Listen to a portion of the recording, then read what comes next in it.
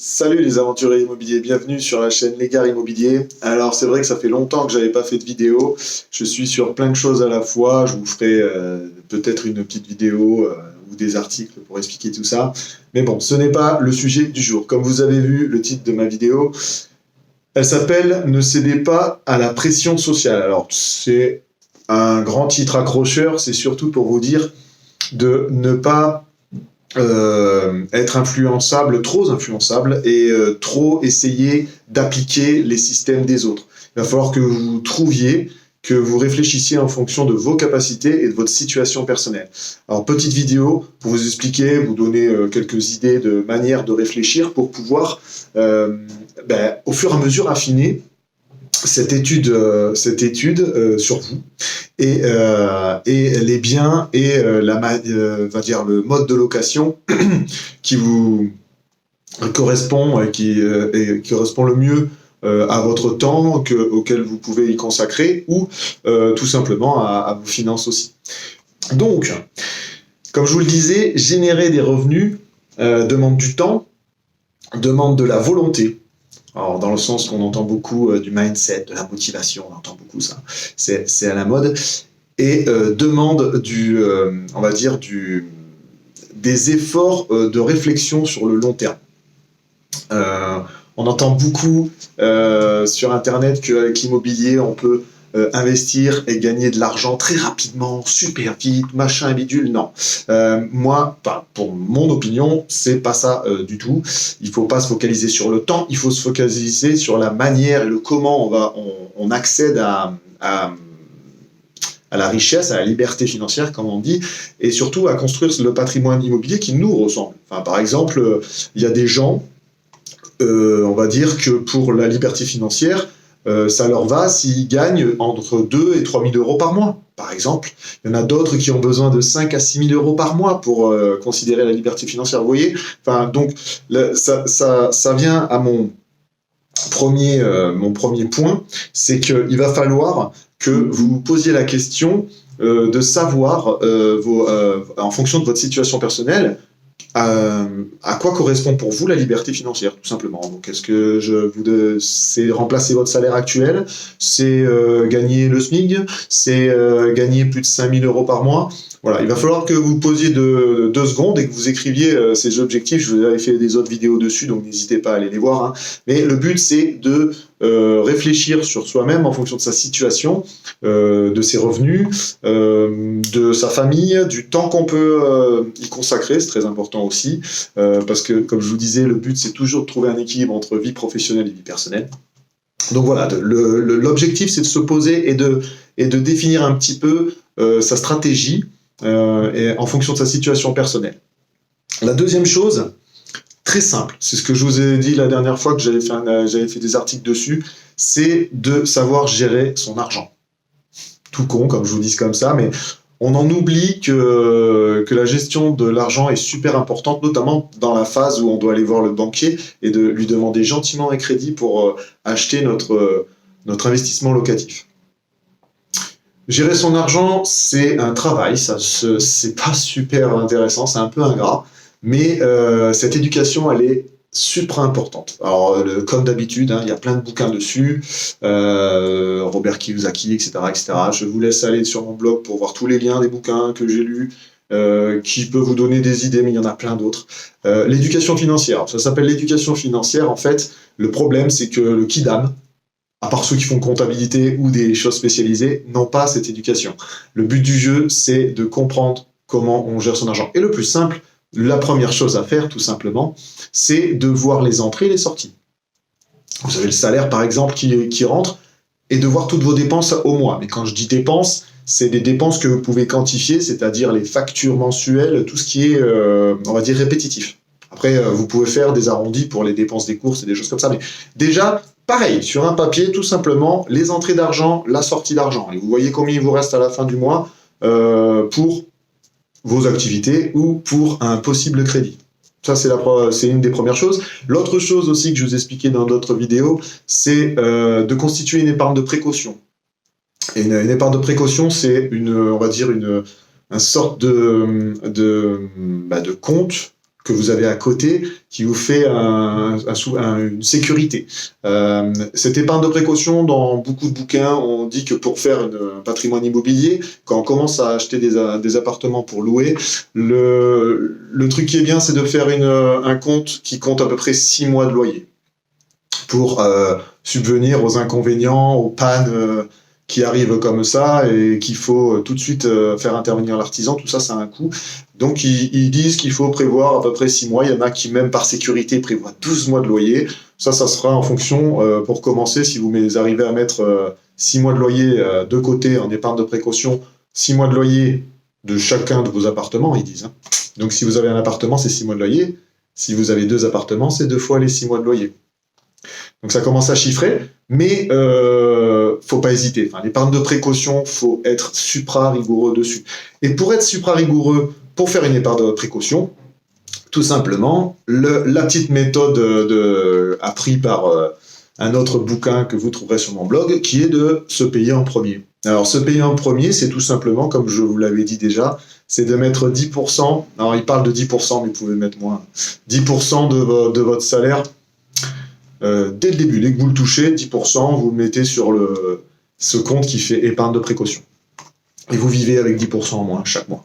Alors, ça va faire changer les mentalités. Obligatoirement, ça va vous faire travailler sur réfléchir sur vos priorités, etc. Hein, ça, bien évidemment, vous l'aurez noté si vous avez fait le petit exercice sur la feuille. Ça va vous demander de réfléchir sur vos priorités tous les mois en disant qu'est-ce que je fais ? J'achète un nouveau téléphone ou je considère que je mets de l'argent de côté pour subvenir à un problème qui arriverait sur mon appartement ou rénover un appartement pour pouvoir le louer plus cher. Vous voyez, enfin, c'est des priorités comme ça. Alors, je sais tirer le trait au maximum, mais je vous assure, des fois, c'est ça. Donc voilà, être rigoureux sur l'épargne de précaution et travailler la gestion de son argent comme un père de famille, comme on dit. Voilà. L'autre chose, c'est réfléchir comme un entrepreneur, comme si on tenait une société. Alors ça, c'est compliqué parce que quand on est tout seul, hein, quand on commence, on n'a pas cette réflexion. Mais en fait, quand on dit ça, c'est plus pour se détacher de l'affect. Parce que pour avoir un bien rentable, il faut réfléchir en calcul, avec des chiffres, avec des informations qu'on récupère lors de la visite, avec des informations qu'on récupère auprès du notaire, des informations qu'on récupère auprès de l'INSEE, et faire les calculs pour faire la rentabilité, pour faire ce qui nous reste à la fin du mois, les frais qu'on va avoir chaque mois, vous voyez, l'assurance, etc. Le but du jeu, c'est d'essayer de se sortir de cet affect, d'avoir ce qu'on dit le coup de cœur. Là, on n'est pas dans une résidence principale. On est là pour acheter un appartement, pour le transformer s'il y a besoin de travaux ou pas, mais surtout pour en faire quelque chose de beau et qui puisse se louer très bien le plus possible pendant toute l'année. C'est ça ce qu'on recherche. Donc pour avoir cet état d'esprit, il faut réfléchir comme si on tenait une société et il faut réfléchir à long terme. Et tout ça, il faut pour pouvoir se décorréler, s'enlever cet affect lors des visites et pour justement acheter l'appartement à un mauvais prix, parce que la première chose d'un bien rentable, c'est l'achat. Il faut l'acheter en dessous du marché si on peut, et le plus bas possible en fait, si on peut, en fonction de choses réelles. Hein, je veux dire des travaux à faire, des rénovations si c'est plus petit. Vous voyez, il faut être factuel pour pouvoir faire baisser ce prix. Pour pouvoir faire tout ça, il ne faut pas être comme ça en version touriste lors des premières visites. Il faut être carré, il faut avoir le regard qui va de haut vers le bas, il faut prendre des photos dans différents angles des pièces, il faut avoir essayé mais ça s'apprend au fur et à mesure des visites qu'on fait. Mais il faut surtout s'enlever l'affect et l'émotion, le côté émotionnel quand on va faire ces visites. Voilà, ça c'est la deuxième chose. Donc réfléchir en tant qu'entrepreneur, ça va avec aussi la gestion de l'argent, bien évidemment. Hein. Je veux dire, dès qu'on va commencer à mettre les annonces sur les plateformes, essayer de mettre en place le processus, le système en place pour la location, etc., il faut réfléchir comme un entrepreneur, comme un patron de société. Et ça me fait arriver au point suivant, qui est de mettre en place un système par des procédures. Le fait de faire des procédures, parce que va vous rassurer, vous faites une procédure, vous faites une première fois, la première, ça sera le premier investissement, il va être très compliqué. Vous allez devoir poser le système, le mettre, vous tâtonnez, vous connaissez pas, vous ajustez, mais vous allez mettre en place, moi je vous donne le conseil, c'est mon opinion, après vous en faites ce que vous voulez, c'est de mettre en place une procédure de A à Z. Tout ce que vous avez fait, vous pouvez même partir de la recherche et des visites et faire ta ta ta ta ta ta. Bon, après, normalement, la procédure, elle est surtout faite pour la gestion locative de l'appartement. Vous la faites surtout pour ça. Je mets les annonces là, il faut que je fasse ça, la photo, les annonces, machin. Par exemple, je délègue à une conciergerie, je dois prendre dans le forfait ça, ça, ça. Vous écrivez une procédure propre pour vous donner, en fait, une ligne de survie. Au cas où il arrive des aléas ou quoi, ça vous permet de corriger et de vous ramener sur, de vous laisser sur cette ligne en fait, de vous donner un fil conducteur. Et l'avantage aussi de faire cette procédure et de la modifier au fur et à mesure de votre expérience, c'est que ce système-là, après, vous allez pouvoir le dupliquer, quel que soit le bien, la ville surtout où vous allez aller, etc., etc. Bien évidemment, hein, je ne dis pas qu'il faut zapper la première phase qui est l'étude de marché dans la ville qui vous plaît, pardon, je vais y arriver. Donc, c'est surtout mettre cette procédure et après la suivre et la dupliquer au fur et à mesure de vos biens que vous allez acheter. À faire la différence quand même entre un appartement et un immeuble de rapport. Hein. Ça, voilà, c'est des procédures différentes qui modifient au niveau de l'achat et tout ça, pas trop, mais au niveau de la gestion, c'est pas obligatoirement les mêmes. Mais je veux dire, voilà, faire une procédure, essayer de faire une sorte de fiche réflexe, j'aime pas trop ce mot, mais de mettre en place un système qui, après, vous allez pouvoir le dupliquer en fonction des achats, des autres achats d'appartements, parce que je suis presque persuadé que vous n'allez pas vous arrêter à un appartement, vous allez vouloir continuer et dupliquer ce mode dans d'autres villes et peut-être vous donner d'autres challenges aussi.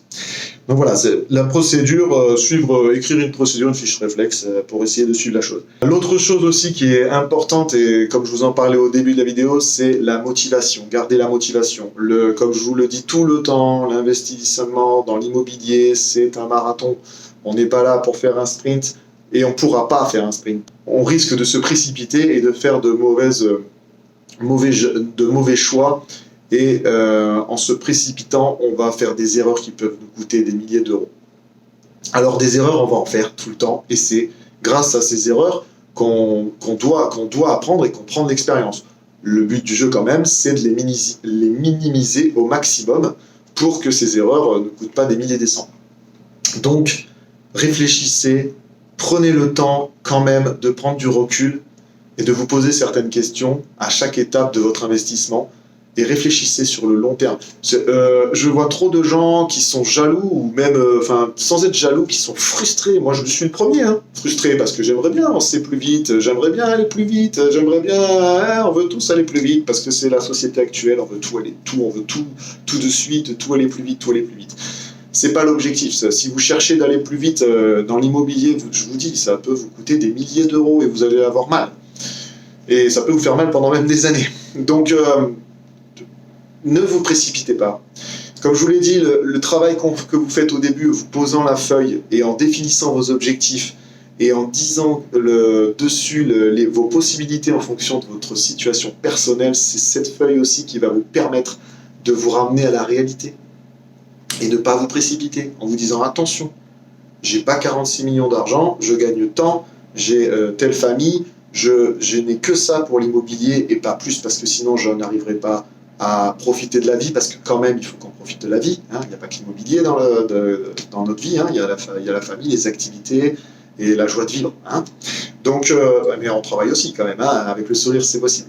Mais voilà, cette feuille-là, ça va vous permettre de vous ramener à la réalité. Ne vous précipitez pas, cherchez pas à faire comme les autres, je vous l'ai déjà dit au début de la vidéo, les systèmes que les autres appliquent ne marcheront pas au milieu de tourment, ne marcheront jamais avec vous parce que chacun est unique, chacun a sa manière de concevoir les choses, chacun a sa situation personnelle, financière et professionnelle qui est différente. Donc, on ne peut pas prendre un système et l'adapter à l'autre. Par contre, il y a comme je vous dis, les fiches réflexes ou les procédures, on peut s'inspirer des autres parce que ça, les grandes étapes et certaines étapes intermédiaires, notamment dans la gestion locative, on peut l'adapter quel que soit le bien qu'on a, à plus ou moins grande échelle. Voilà. Mais je vous le dis, prenez le temps de faire votre fiche, de mettre en place ce système une fois correctement, parce qu'après vous allez pouvoir le dupliquer pour les autres biens, et au fur et à mesure vous allez pouvoir rajouter des infos, et puis à la fin votre procédure vous la connaîtrez même par cœur, parce qu'à force de les faire vous allez comprendre le système et vous enchaînerez même de manière naturelle, et je vous dis sans regarder cette feuille pour pouvoir le faire les fois suivantes. Ah oui, la dernière chose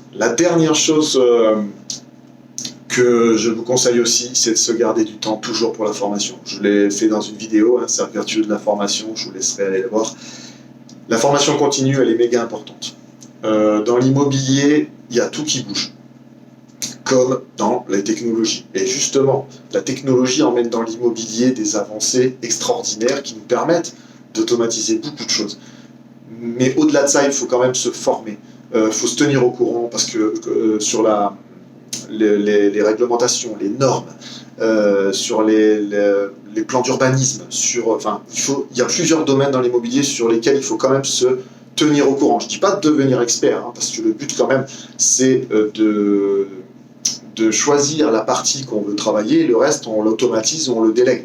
Enfin, moi c'est ma manière de voir les choses.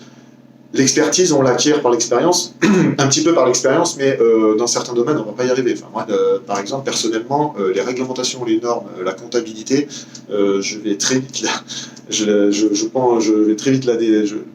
la déléguer, parce que c'est pas quelque chose qui me plaît outre mesure.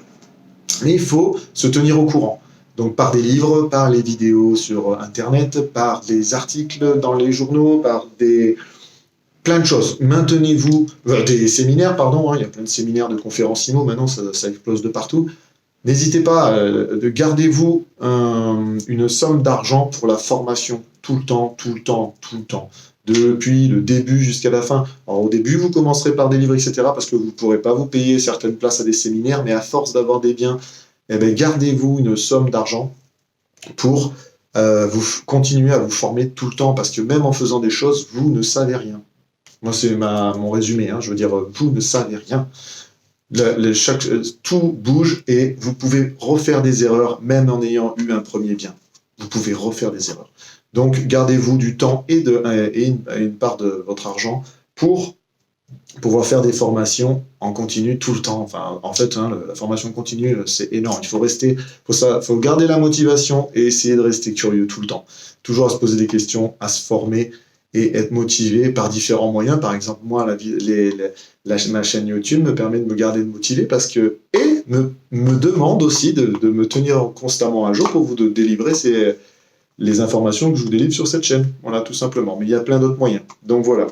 Donc pour résumer, dans tout ça, la première chose, comme je vous l'ai dit, prenez le temps de définir votre situation personnelle pour savoir quel type d'investissement que vous allez faire, et n'écoutez pas les autres qui vous disent ouais, dans l'immobilier on peut aller vite, ou votre famille. Ne soyez pas dégoûtés si votre famille ne comprend pas ce que vous faites. Vous êtes plein de motivation, vous êtes plein d'énergie, vous avez envie d'en parler à tout le monde, c'est normal. Votre famille ne va pas comprendre parce qu'elle n'est pas dedans. Comme je vous l'ai dit, faites des rencontres IMO, allez dans des séminaires, lisez des bouquins, chatter avec des gens qui sont investisseurs pour avoir ce retour d'énergie et maintenir cette motivation.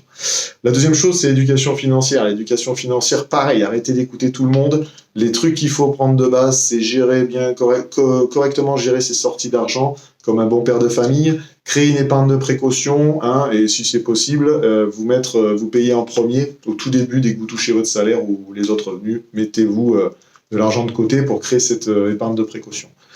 Troisième chose, c'est de réfléchir à long terme, de réfléchir comme un patron d'entreprise pour vous décorréler, pour vous enlever du côté émotionnel quand vous faites un achat d'un bien. Ne pas avoir l'achat coup de cœur qui va vous coûter de l'argent, ça c'est clair et net. Et c'est pas votre résidence principale, je le répète, c'est pas votre résidence principale. Et la quatrième chose, c'est de continuer à vous former constamment. Et ça c'est pareil. Les gens, vous ne devenez pas expert, vous ne serez jamais expert, je vous le dis, vous ne serez jamais expert. Par contre, vous allez gagner en expérience. Et même en gagnant en expérience, vous allez creuser un peu plus dans un domaine et creuser un peu plus dans la loi, dans certaines lois, et vous allez rebondir sur vos connaissances. c'est primordial de continuer à toujours se former, quel que soit le niveau de compétence auquel on est. Voilà, c'était la petite vidéo de fin d'année. Je vous souhaite de bonnes fêtes de fin d'année, bon Noël, bon jour de l'an, et on se retrouve l'année prochaine. Ciao, ciao les aventuriers.